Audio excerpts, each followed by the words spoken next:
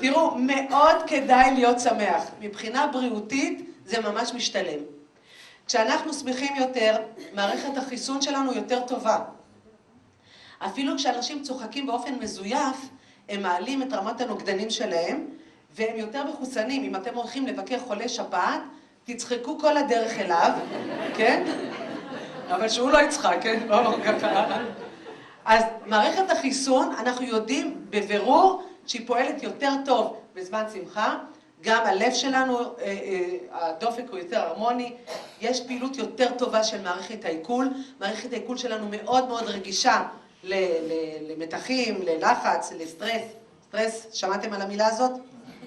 מילה ככה מאוד מאוד חשובה. למרות שפעם גבר אמר לי בקהל, תגידי סטרס, זה לא איזה סוג של בת כזה? זה לא זה. לא הבת הזה. תראו, אני הספנית של החוכמות של המטופלים.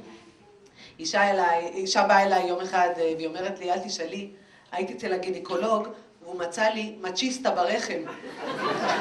זה כאן חמור מאוד. כן, מצ'יסטה.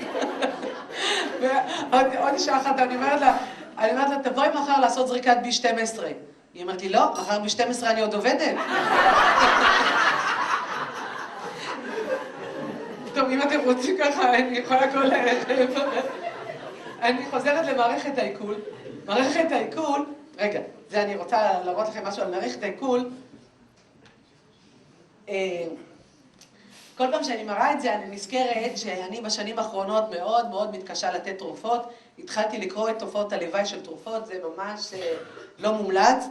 אז יצא לי לקרוא את תופעת לוואי של תרופה שנועדה להרזיה, שהיא מפחיתה 30% מספיגת השומן במעי. לא תאמינו מה היה כתוב במקום הראשון, כתופעת לוואי.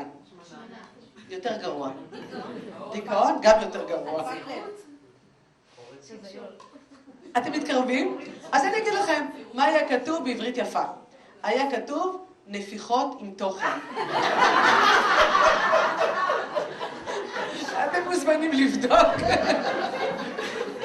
למי שלא הבין, אני אסביר אחרי זה. אבל זה לא תוכן ספרותי, כן? זה לא.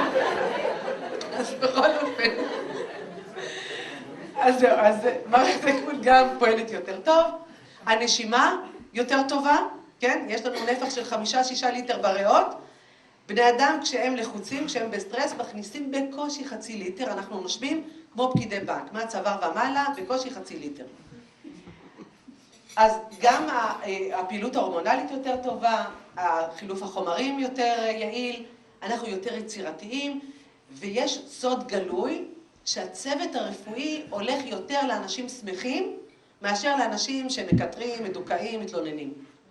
ככה זה. זה בני אדם. כשאני קראתי על זה, אז קראתי בין היתר על פסיכיאטר אמריקאי, שהוא המציא את הצמיד הזה. הצמיד הזה, אתם רואים, זה לא צמיד רגיל, זה צמיד נגד תלונות. מה זה אומר? מי שרוצה להתרגל, לא להתלונן, מחזיק את הצמיד הזה על אותו שורש כף יד במשך 21 יום רצופים. אם הוא מתלונן, הוא מעביר את זה ליד השנייה, ומתחיל מההתחלה. עכשיו, אני כבר שנה עם הצמיד הזה, והצלחתי 8 ימים רצופים, ולא האמנתי עד כמה אני מתלוננת, בלי לשים לב. בחורף שעבר אני מטיילת עם דני, עם בעלי, אני אומרת לו, זה הגשם שהבטיחו לנו? הוא אומר לי, תחליפי.